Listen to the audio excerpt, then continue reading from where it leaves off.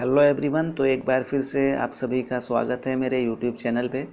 तो दोस्तों, आज के इस वीडियो में हम बात कर लेते हैं यूपी बार काउंसिल के संबंध में।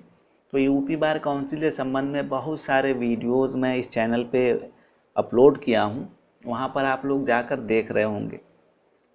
बहुत सारे ऐसे कैंडिडेट्स हैं, ऐसे जो युवा अधिवक्ता हैं, उनको अभी तक बहुत सारी चीज़ें हैं जिसमें जो है उनको संशय बना हुआ है। बहुत सारी ऐसी चीज़ें हैं जो वो क्लियरिफाई नहीं कर पा रहे हैं, उनको क्लियर नहीं हो पा रहा है कि दोनों सेम होता है या अंतर होता है।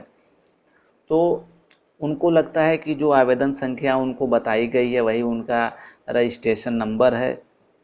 तो इस तरह की बहुत सारी भ्रांतियां उनके बीच फैली हुई हैं। जब मैं उनसे, आप देखते होंगे, जब मैं वीडियो अपलोड करता हूं तो लोग कमेंट करते हैं कि मेरा रजिस्ट्रेशन नंबर ये है, अभी तक मेरा कार्ड नहीं आया। जब मैं उस रजिस्ट्रेशन नंबर को पता करता हूं तो पता चलता है वो रजिस्ट्रेशन नंबर है ही नहीं।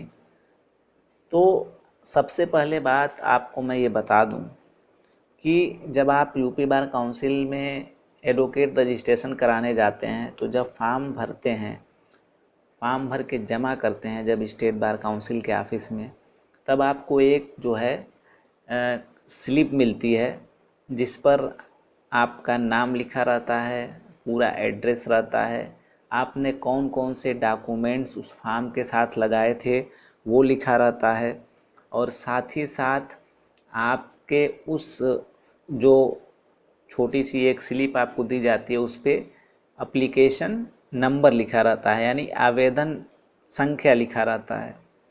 और वो चीज़ें आपको उसी दिन, जिस दिन आप फॉर्म जमा करते हैं उसी दिन मिल जाती है। आवेदन संख्या जो है उसी दिन मिल जाती है। एक स्लिप जो होती है वाइट कलर की उसी दिन मिल जाती है। उसके एक महीने के बाद से जो स्लिप मिलती है वाइट वाली, जिस दिन आप फॉर्म जमा करते हैं उसके एक महीने के बाद से आपको एक दूसरी स्लिप मिलती है। उस स्लिप पे जो है आपका नाम लिखा रहता है और आपका पंजीकरण संख्या लिखा रहता है, और किस डेट में आपका पंजीकरण हुआ है, रजिस्ट्रेशन हुआ है, वो लिखा रहता है। तो कहने का मतलब ये है कि जो आवेदन संख्या होता है और जो पंजीकरण संख्या होता है, ये दोनों अलग अलग चीज़ है। पंजीकरण संख्या आप जब फॉर्म जमा कर लेते हैं तो आपको सबसे पहले एक आवेदन संख्या मिलता है, एक स्लिप मिलती है जिस पे आवेदन नंबर लिखा रहता है, आपके डिटेल्स होते हैं, आपने कौन कौन से डॉक्यूमेंट्स लगाए हैं उसके डिटेल्स होते हैं। और इस स्लिप के बाद से एक महीने के बाद से आपको एक दूसरी स्लिप मिलती है छोटी सी, उस पे आपका रजिस्ट्रेशन संख्या लिख के, हाथ से लिख के दे दिया जाता है, और साथ ही साथ उस पर डेट भी लिखा जाता है कि इस तारीख को आपका जो है अधिवक्ता के रूप में यूपी बार काउंसिल में पंजीकरण हो गया है। तो अब आपको ये समझना होगा कि जो आवेदन संख्या होता है और जो पंजीकरण संख्या होता है दोनों अलग अलग होता है। आवेदन संख्या का मतलब पंजीकरण संख्या नहीं होता है। तो बहुत सारे ऐसे लोग कमेंट्स करते हैं, जो आवेदन संख्या उनको मिला रहता है वही बोल देते हैं कि मेरा इनरोलमेंट नंबर ये है, मेरा कार्ड अभी तक नहीं आया। तो मैं उन लोगों को बताना चाहता हूँ कि आप जो आवेदन संख्या बता रहे हैं उसके बाद से आपको जो है एक रजिस्ट्रेशन संख्या यानी कि पंजीकरण संख्या अलग से मिलता है। तो इन बातों का विशेष तौर पे ध्यान रखें जब भी आप अपनी समस्याओं को लिख रहे हैं, बता रहे हैं, पूछ रहे हैं, तो आप अपना आवेदन संख्या या रजिस्ट्रेशन संख्या दोनों में से किसी एक चीज़ को लिखिए।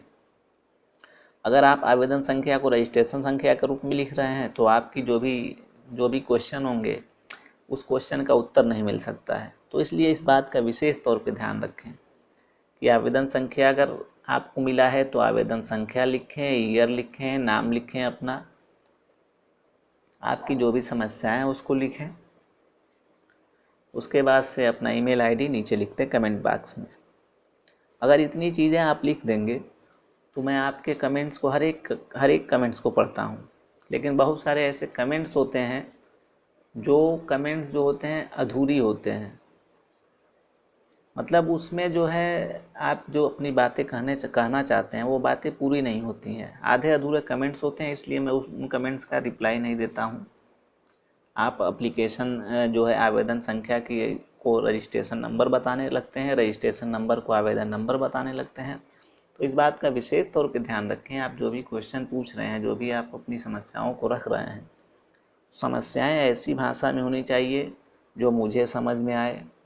आपके आवेदन संख्या हो स्पष्ट हो, या एप्लीकेशन जो रजिस्ट्रेशन नंबर हो वो स्पष्ट हो, यानी दोनों चीज़ें स्पष्ट हो कि आप एप्लीकेशन नंबर बता रहे हैं या रजिस्ट्रेशन नंबर बता रहे हैं। तो इस बात का विशेष तौर पे ध्यान रखें, तभी मैं आपकी कोई मदद कर पाऊँगा।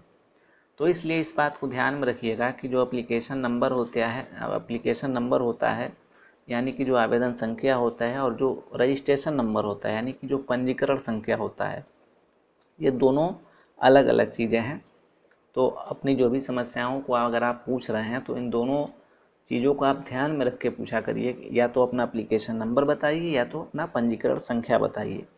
और साथ ही साथ आपके जो भी क्वेश्चन है कमेंट बॉक्स में कमेंट्स कर सकते हैं। मैं बहुत से लोगों की आप सबकी मदद करता हूँ। आप जानते होंगे बहुत सारे हमारे व्यूवर्स ऐसे भी हैं जो जानते हैं। तो आप अपने कमेंट्स को अगर सही से रिप्लाई देते हैं, सही से लिखते हैं, जिससे आपके कमेंट्स जो आपके प्रश्न हैं अगर पूरे हो जाते हैं, तो मैं कोशिश करता हूं कि आपके जो भी समस्याएं उन समस्याओं को सॉल्व कर सकूं। तो ऐसी आधी अधूरी बातें न लिखा करें। आप अपनी बातें डिटेल में लिखिए, नाम लिखिए, फादर नेम लिखिए, आपकी जो भी समस्याएं हैं उसको लिखिए, आवेदन संख्या लिखिए, रजिस्ट्रेशन नंबर लिखिए और अपना ईमेल आईडी लिखिए। ये सारी चीज़ें लिखिए कमेंट्स बॉक्स में। मैं आपकी समस्याओं को कोशिश करूँगा हल करूँ, और आपकी जो भी समस्याएं हैं अगर हल होती है, अगर सॉल्व हो जाती है, तो उसका मैं रिप्लाई आपको आपके ईमेल आईडी के माध्यम से उसको दे दूंगा मैं। तो इसलिए आपसे ईमेल आईडी में कह रहा हूँ कि आप अपनी ईमेल आईडी कमेंट बॉक्स में लिख दिया करिए। तो यूपी बार काउंसिल से संबंधित अभी कोई लेटेस्ट अपडेट्स नहीं है मेरे पास, मैं आपको झूठ नहीं बोल सकता हूँ। 1-2-3 दिन मैक्सिमम आप लोग वेट कर लीजिए। 1-2-3 दिन के बाद से जो है मैं कोशिश करूंगा कि यूपी बार काउंसिल ऑफिस जाऊं और आपकी जो भी समस्याएं हैं उन समस्याओं को सॉल्व कर सकूं, और जो भी लेटेस्ट अपडेट है उसको आपके सामने रख सकूं। तो मिलते हैं नेक्स्ट वीडियो में। धन्यवाद।